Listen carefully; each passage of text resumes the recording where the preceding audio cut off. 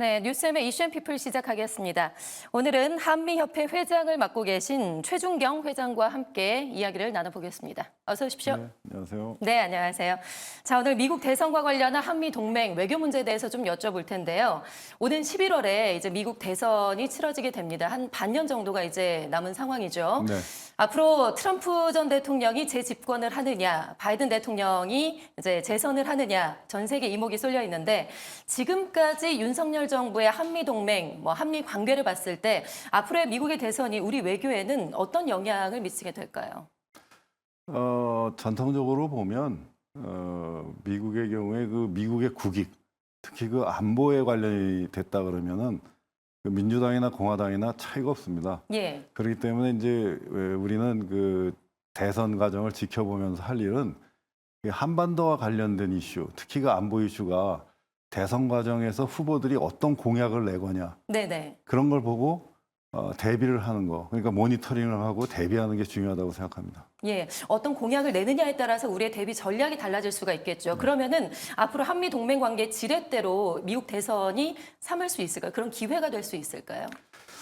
지렛대로 삼기는 어렵죠. 철저하게 중립을 지키면서 쳐다봐야죠. 예. 그렇게 하는 게 오히려 그 대선에서 우리가 얻을 수 있는 거죠. 중립을 지키는 것이. 네, 철저하게 중립을 지키자. 자, 그렇다면 일단 경우의 수가 두 가지가 있습니다. 바이든 대통령이 재선에 성공하는 경우에 한미 간의 동맹을 중시하면서 더 많은 역할을 기대하게 해서 앞으로 좀 우리 정부에는 부담스러울 수도 있다. 이런 평가도 좀 나오고 있습니다. 일단 무엇보다도 중국과의 관계 설정을 어떻게 하느냐에 따라서 달라질 수가 있는데 사실 IRA법도 걸려 있고요. 한반도 문제도 걸려 있고요. 네. 이와 관련해서 우리 정부의 입장을 분명하게 하라라는 압박이 올 수도 있다라고 하는데요. 네, 그렇습니다. 그런데 이제 바이든 대통령이 재집권할 경우에는 조금 편한 게 우리 바이든 대통령하고 윤석열 대통령 간의 신뢰관계가 형성이 돼 있고 예, 예. 또 캠프 데이비드 선언에서도 나타나 있지만 그 한미 한국 간의 경제 협력 그 기본 틀이 형성이 돼 있지 않습니까? 그래서 그 기본 틀 내에서 움직이면 이제 될 것 같은데요. 그 제일 중요한 것은 우리가 그 미국이 주도하는 세계 공급망 재편성 과정에서 한국이 어떤 의미 있는 위치를 차지하느냐가 중요하지 않습니까? 예, 예. 그런데 이제 이 공급망 재편성이라는 게 중국을 견제하기 위한 목적에서 출발했기 때문에 그렇죠. 우리가 그 미국하고 신뢰관계를 형성해서 새로운 공급망에서 중요한 역할을 해야 되는데 그렇게 되면 중국과는 아무래도 거리가 벌어지지 않습니까? 예. 특히 그 대만 문제 또 남중국해 문제 이런 데서 미국은 우리에게 이제 미국과 동조하기를 요구하지 않겠습니까? 그런데 이미 윤석열 정부가 그 바이든 대통령이 요구하는 방향하고 기본적으로 발을 맞추고 있지 않습니까? 그래서 저는 뭐 큰 문제는 없다고 봅니다. 네. 바이든 대통령이 재선이 됐을 경우에는 큰 문제는 없다. 네. 하지만 바이든 대통령이 됐을 때는 더 많은 것을 바라면서 부담이 될 수 있다라는 평가는 좀 어떻게 예상하세요? 그 부담은 뭐 이미 다 예상하고 있는 거니까요. 예. 네, 다만 이제 우리가 그 부담을 어떻게 합리적인 방향으로 지느냐 하는 거니까요. 네, 알겠습니다. 자, 그렇다면 나머지 하나죠. 네. 트럼프 전 대통령이 다시 집권을 했을 때 문제입니다. 사실 어느 하나 이야기하기는 좀 그렇고요. 언제 어디서 무엇이 터질지 모르기 때문에 불확실성이 상당히 커질 수가 있다. 그렇다면 어떤 것들을 우리가 대비해야 될까요? 가장 시급한 게 뭘까요? 보통 이 트럼프 후보가 좀 예측하기 어렵다고 얘기하지만은 우리가 한번 상대해 본 인물 아니겠습니까? 예, 예. 그리고 실제로 그 4년간 집권했을 때 보면은 또 그렇게 뭐 그 하는 말 자체는 굉장히 강하고 그랬지만 실제 그 결론은 그렇게 뭐 예상을 크게 뛰어넘는 건 없었거든요. 네네. 그래서 일단 상대해 본 인물이라는 말씀을 드리고 싶고요. 이 트럼프 대통령의 특징이 뭐냐면은 그 안보 협력 대상국 있지 않습니까? 나토 같은 예, 예. 경우 대표적으로 그 각국이 할 역할을 하기를 요구를 합니다. 예를 네. 들면 나토는 그 나토 회원국이 GDP의 2%를 분담금으로 내게 돼 있는데 실제로 다 내고 있지 않거든요. 그래서 그 자기 역할을 해야 미국도 같이 싸워주겠다는 얘기를 많이 하는 겁니다. 그래서 아마도 한국한테 방위 분담금을 늘려라는 요구를 할 수가 있어요. 예, 예. 저는 그때 뭐 그 액수가 우리 전체 예산에 비해서 이렇게 큰 액수가 아니기 때문에 흔쾌히 받아주는 게 좋겠다는 생각이 들고요.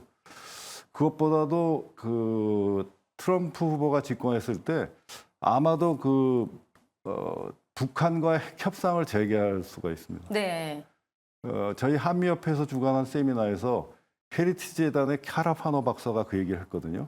근데 아시다시피 헤리티지 재단은 현재 그 트럼프 후보의 외교 안보 정책을 자문을 하고 있습니다. 그래서 신빙성이 있는 얘기가 아닌가 생각하고 있습니다. 네. 그래서 거기에 우리가 대비해야 됩니다. 네. 안보 문제를 더 크게 좀 확대해서 봐야 된다. 네. 예, 예, 알겠습니다. 사실 그런데 우리나라 최대 수출국은 과거까지는 중국이었지만 이제는 미국이 가장 큰 최대 수출국이 됐고요. 최대 무역수지 흑자국이 이제 됐습니다. 그래서 사실 안보 동맹보다는 지금 산업 기술 동맹으로 여러 가지 동맹이 확장됐다라고 볼 수가 있겠는데요. 산업 기술 동맹에서 우리가 또 어떤 역할, 어떤 위치에서 어떤 대비를 좀 마련을 해야 될까요? 기본적으로 그 미국하고 한국은 궁합이 잘 맞습니다. 네. 그러니까 미국은 기술을 가지고 있고 한국은 또 제조 능력을 갖고 있지 않습니까? 그래서 이 미국의 기술과 한국의 제조 능력을 결합해서 그 시너지를 낼 수가 있습니다.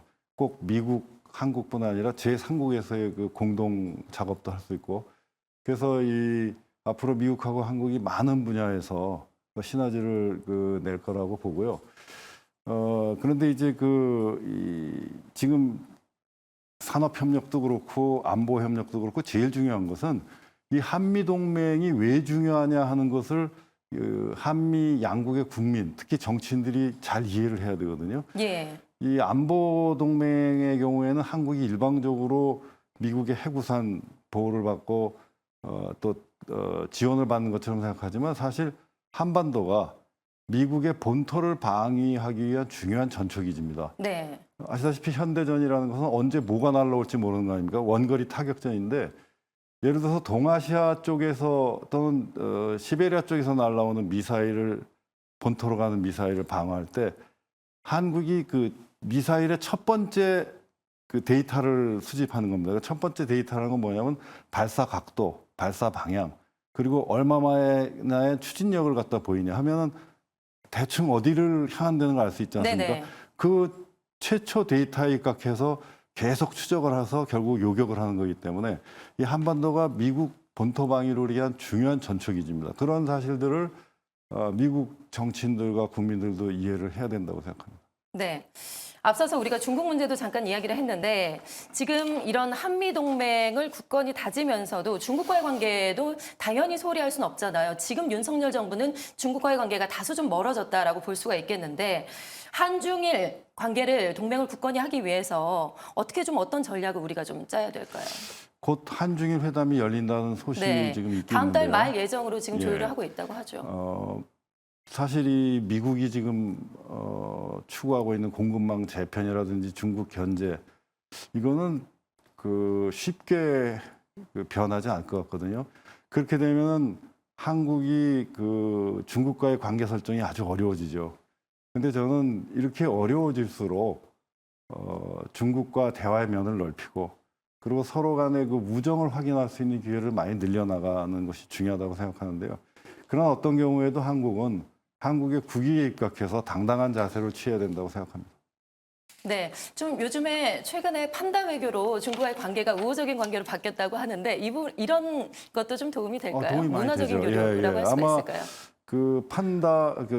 푸바오가 갈 때 많은 국민들이 나와서 배웅을 하고 또 눈물을 흘리는 분들도 있었지 않습니까? 예. 그런 것을 봤을 때 중국 국민들은 이 한중 간의 흐르는 어떤 정서가 이게 간단하게 바꿀 수 있는 것은 아니다라는 생각을 했을 겁니다.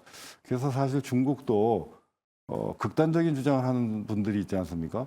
한국은 중국의 일부라는 그런 시대착오적인 발언을 한다든지 또 한국을 아랫사람 대듯이 한다든지 하는 그런 것은 우리가 또 시정을 요구해야 하면서도 중국과는 전통적인 우호 관계를 유지하기 위해서 많은 노력을 해야 된다 이렇게 생각을 합니다. 네, 알겠습니다. 여기까지 듣도록 하겠습니다. 지금까지 한미협회 회장을 맡고 있는 최준경 회장과 함께 이야기를 나눠봤습니다. 고맙습니다. 네, 감사합니다.